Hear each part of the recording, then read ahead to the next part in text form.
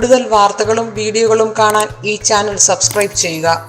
കൂടെ bell button അമർത്തുക. നമസ്കാരം. ഏഷ്യ ലൈവ് ടിവിയുടെ എപ്പിസോഡിലേക്ക് എല്ലാ മനഃപ്രേക്ഷകർക്കും സ്നേഹം നിറഞ്ഞ ഹൃദയം നിറഞ്ഞ സ്വാഗതം. ഇവ കയ്യിലുണ്ടെങ്കിൽ നമുക്ക് എന്നും സമ്പന്നനായിട്ട് നിൽക്കാൻ യോഗമുള്ള സാധ്യതകളാണ് പറയപ്പെടുന്നത്. എന്താണെന്നല്ലേ, ഒരു പിടി ദശപുഷ്പവും ഒരു വാൽക്കണ്ണാടിയും, ഒരു പിടി ദശപുഷ്പവും ഒരു വാൽക്കണ്ണാടിയും നമുക്ക് കയ്യിലുണ്ടെങ്കിൽ, വാൽക്കണ്ണാടി സാധാരണ പ്ലാസ്റ്റിക്കിൻ്റെ കണ്ണാടിയൊക്കെ ഉണ്ട്, അതല്ല, ഇത് ഓടിൽ നിർമ്മിച്ച ഈ ഓട്ടുകടലൊക്കെ മേടിക്കാൻ കിട്ടും. ആ വാൽക്കണ്ണാടി എന്ന് പറഞ്ഞാൽ മതി. സാധാരണ കണ്ണാടി കൂട്ടതിന് വാലും ഒക്കെ ഉണ്ടാവും.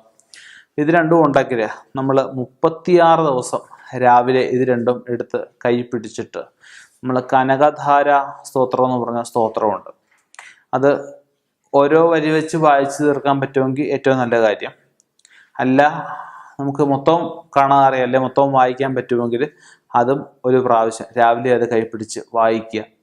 വൈകുന്നേരം, രാവിലെ നമ്മൾ വായിക്കുമ്പോൾ വെളിച്ചെണ്ണ വിളക്ക് കത്തിച്ചാണ് വായിക്കേണ്ടത്.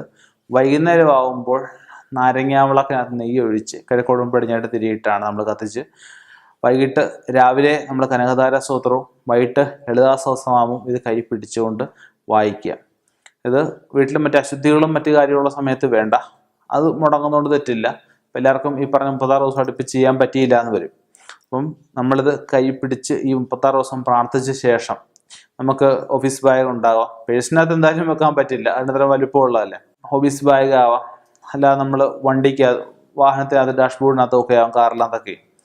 നമുക്കൊരു ശുദ്ധമായിട്ടുള്ളൊരു കവറിനകത്ത് പൊതിഞ്ഞിട്ട് നമുക്ക് ഇത്രയും ദിവസം ജപിച്ച ഈ 2 ദ്രവ്യങ്ങൾ നമ്മൾ വാഹനത്തിലാണ് വാഹനത്തിൽ, ഓഫീസ് ബാഗിലാണ് ഓഫീസ് ബാഗ്, അല്ലെ ഓഫീസിൽ ക്യാഷ് ഇടുന്ന ആ ഒരു ഡ്രോയ്ക്കകത്ത് നമ്മൾ ഇട്ട് വെച്ച് കഴിഞ്ഞാൽ തീർച്ചയായിട്ടും നമുക്ക് സമ്പത്ത് കയ്യിലൊഴിയാതിരിക്കുന്ന അവസ്ഥ ഉണ്ടാവുകയും വരേണ്ട സമ്പത്ത് എത്രയും പെട്ടെന്ന് നമ്മളിലേക്ക് വരികയും വരുന്ന സമ്പത്ത് നിലനിർത്താൻ സാധിക്കുകയും ഒക്കെ ചെയ്യുന്നതാണ്. മറ്റൊരു ദോഷങ്ങളും നമുക്ക് ജീവിതത്തിൽ അല്ലെങ്കിൽ നമ്മുടെ ജാതകത്തിൽ ഒന്നും ഇല്ലാന്നിരിക്കില്ലേ നമ്മൾ ഈ പറഞ്ഞ കാര്യം ചെയ്തു കഴിഞ്ഞാൽ 100% സക്സസ് ആയിട്ട് വരുള്ളൂ.